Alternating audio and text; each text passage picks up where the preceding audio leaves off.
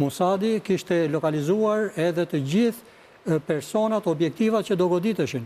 Edhe kjo tregon që ata kanë depërtuar me kohë, janë përgatitur me kohë, si thush platformën politike për ta goditur Iranin e kanë pas me kohë, se Netanyahu e ka ngritur këtë çështje qysh në vitet 90, për të goditur Iranin, fuqinë ushtarake, fuqitë përgatitur për armë bërthamore e kështu me radhë.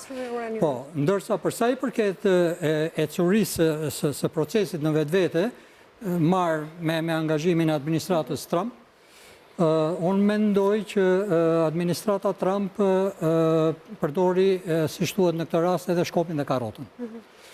Karota ishin bisedimet, të cilat zgjatën për 60 ditë, dhe nda ishte vend e limiti, dhe ku kërkoi që Irani pa kushte të pranonte tërheqjen nga programet e tij për punimin e uraniumit, për pasurimin e uraniumit, për qëllime ushtarake. Dhe për qëllimet ushtarake. Dihet që Irani ka qenë në vëzhgimin e Agjencisë Ndërkombëtare të Energjetikës. Dhe sipas raporteve të kësaj agjencie, megjithëse Irani mundoi t'i fshihte shumë nga këto raportime, të shpërthen. Dhe Izraeli nuk e ka mundësinë që të godasi impjantin kryesor bërthamor të Iranit, që është në një thellësi shumë madhe nëntoksore. Natyrisht mundësinë e kanë Shtetet Bashkuara të Amerikës, por kjo kërkon një procedurë edhe për transferimin e municioneve dhe armët përkatëse për ta goditur. Ka dhe një mënyrë shtesë që flitet sot në Izrael, se si mund të hidhet në erë ai siti bërthamor që është në Fordo, që është 100 metra. Një pjesë e strukturave që janë mbi tokë mund të ndikojnë për të shkatruar pjesën që është në tokë. Është një opsion. Pra, si thush, koordinimi ka qenë i përbashkët midis Shtetet Bashkuara të Amerikës dhe Izraelit. Natyrisht që Izraeli nuk vepron pa izën e Shtetet Bashkuara të Amerikës për veprime të tilla. Netanyahu ka qenë në Washington, komunikimi ka qenë i vazhdueshëm dhe po shikosh dhe deklaratat e Trumpit pikërisht kanë qenë në një farë mënyrë në përputhshmëri të plot me deklaratat dhe me veprimet, do të thosha unë, të veprimit ushtarake të Izraelit.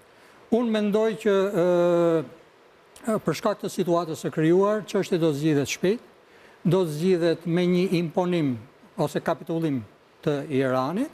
Natyrisht regjimi i Ajatollahut aty do të largohet, se do të detyrohet të largohet. Do shkojnë në Moskë si Basar. Po patjetër, si që ku Asadi. Nga ana tjetër, Irani do të heqë dorë nga përgatitja e armës bërthamore. E ka deklaruar dhe ministri i jashtëm iranian. Jemi dakord që mos kemi zhvillime ushtarake në këtë fushë, po ekonomike, se ekonomike i kanë bërë me amerikanët. Ambasadori i Iranit në Londër është deklaruar sot dhe ka thënë që ne s'kemi hequr dorë nga bisedimet. Ne do të ecim në rrugën e bisedimeve. Kjo është një përpjekje